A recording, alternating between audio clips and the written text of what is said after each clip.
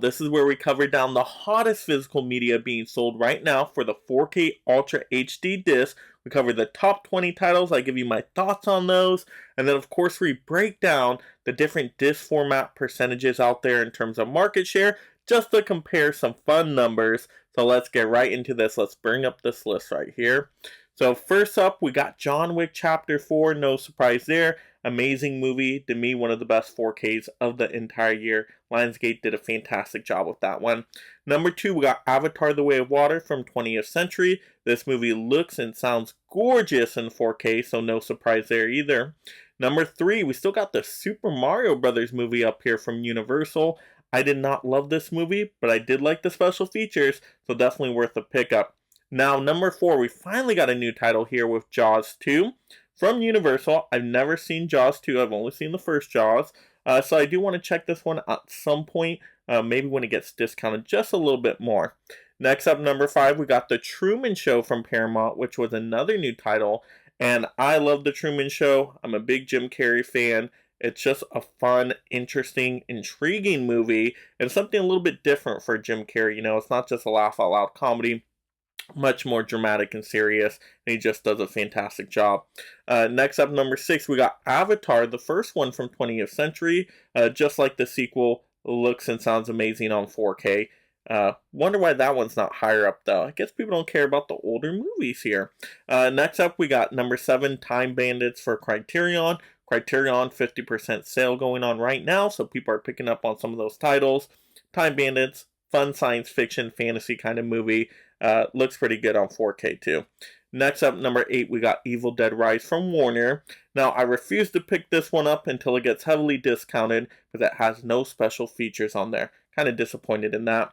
Next up, number 9, we got Mission Impossible 3. So kind of random, just a little bit, but it's from Paramount. It's these steelbooks that just came out. The design does look pretty nice, and I love Mission Impossible 3. That's actually my favorite out of all the MI movies, so glad to see that one selling. And then makes sense for number 10, right behind it, we got Mission Impossible Ghost Protocol from Paramount. Once again, another one of these fancy steelbooks, cool looking design. Is it worth the price? Not for me, unfortunately, but glad to see Mission Impossible still selling well. Number 11, we got a new title again here with Upgrade from Shout Factory Universal. I'm a big Upgrade fan. Think it's a fun, interesting science fiction action movie. I mean, it's just really cool how they do all the fighting sequences in there. Next up, number 12, we got Triangle of Sadness from Criterion, which people are picking up once again because of the sale. I just picked up mine the other day. Haven't got a chance to watch it yet, but I've heard such divisive things on it. Hopefully I enjoy it. Next up, number 13, we got Dungeons & Dragons Honor Among Thieves from Paramount. Excellent physical media release. Awesome fun movie. And just has great special features in there all around. Really, really highly recommend that one. Number 14, we got Rules of the Game from Criterion, which I know nothing about this title at all. I'm guessing it's a classic movie, but I really can't say much there. Number 15, we got National Lampoon's Vacation from Warner. Finally picked up this title when it got discounted with a coupon on Amazon, and it's a pretty funny movie. I still think I like Christmas Vacation more, but there's some prizes in the original Vacation. You get John Candy in there even, so it is a good time. You'll have some laughing moments. Next up, number 16 here, we got The Fisher King from Criterion. Once again, sale going on. I just recently picked this one up, watched it, and it is fantastic. I mean, just how they combine the real life elements with some fantasy elements and just tell these real character driven kind of stories and relationships. I mean, Robin Williams is perfection in the movie, so highly can recommend that one, and looks super sharp on 4K. Very, very good pickup. Next up, number 17, we got Heat from 20th Century. I think this one got discounted to like $4 at one of these points. I mean, they're just trying to get rid of this movie. I completely understand. They got to get it out of there. But I think that's worth it for that kind of movie. Number 18, we got Dazed and Confused from Criterion. Once again, that 50% off sale. Dazed and Confused is just one of my favorite kind of, coming of age type of stories. Really funny, a little bit raunchy in there, but highly recommend that one. Number 19, Lost Highway from Criterion. Never had any interest in this one. Looks like it could be a little bizarre and not my taste, so I skipped out on that one. And then number 20, we got Creepshow from Shout Factory. This is another one I skipped out on, even though I know a lot of people are big fans of it. I'm just not really into anthology stories as much, so I didn't want to pay full price, but maybe down the line I will take a look at it. But that's pretty surprising. We only have a handful of new titles here, and then of course a lot of more classic stuff, a lot of re-releases, and then a lot of Criterion showing up because it is Criterion sale month.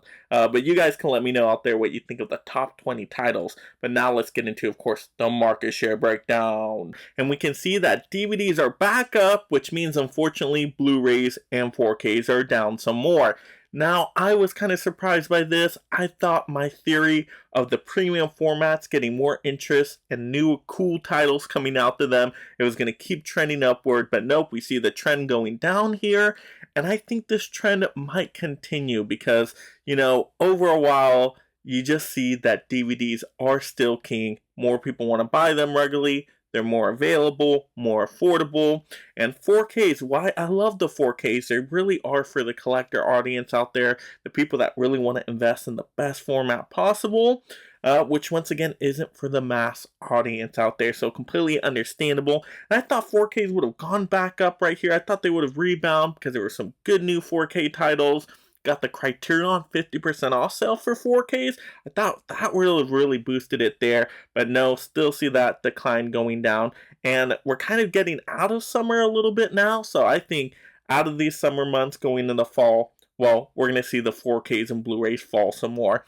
But there we go. Those are my general thoughts right here on the breakdowns. And of course, let me know in the comments below.